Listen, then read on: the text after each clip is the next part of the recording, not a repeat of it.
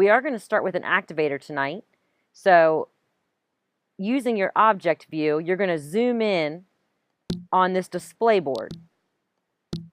So using your text, what are two barriers that would inhibit your ability to listen in the situation below? You're going to submit your answer as a note card. You're just going to write, save the note card with your last name. Just put your last name, and that'll be the name of the note card, and then have the two barriers in it.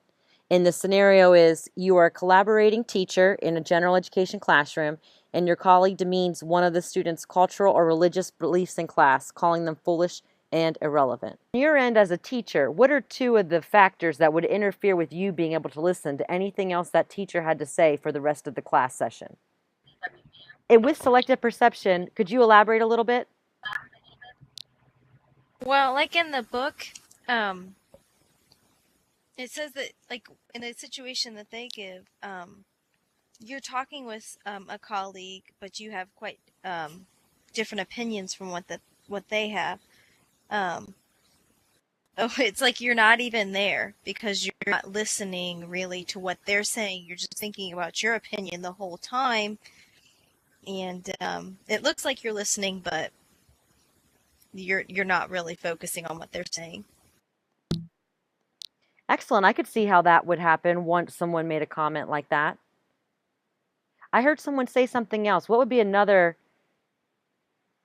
factor that would interfere with our listening during that situation? Responding to assumptions. I'm sorry, I didn't hear that. Filtering. Filtering, yes. And how would filtering be one? Well, the individual filtering that we have is based on our own individual window of our beliefs, our values, our opinions, our past.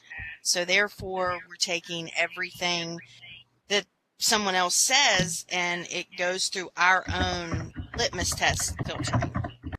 So therefore, if someone is particularly sensitive to rough behavior, then it's the effective listening is going to be hard because you're not going to be able to be unbiased or come at it from an equal standpoint.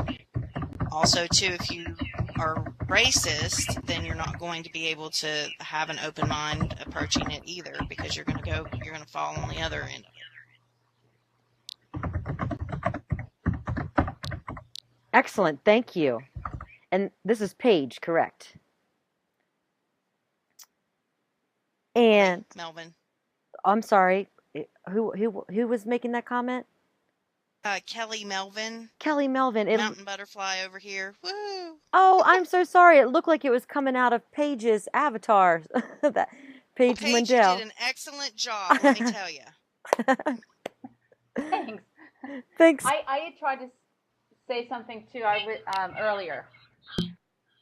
Oh, what were you going to say, Paige? Responding to assumptions. Yes, and how would responding to assumptions be an example?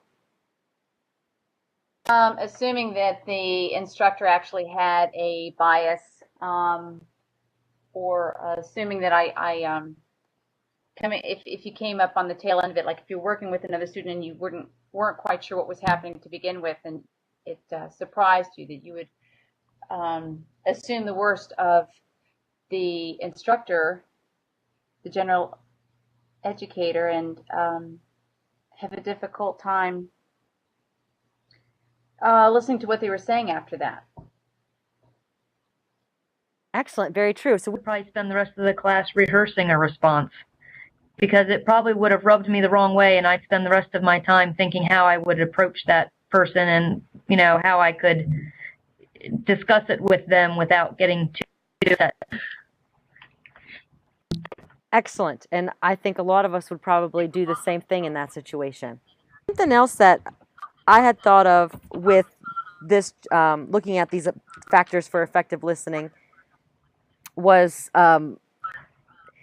these are hot words or hot phrases as far as the teacher calling someone's cultural beliefs foolish or irrelevant. And so that's going to impact someone's ability to listen. With all of these, with any of these factors, if a teacher were to say this to a student, for the rest of the period, there's going to be some sort of ineffective communication.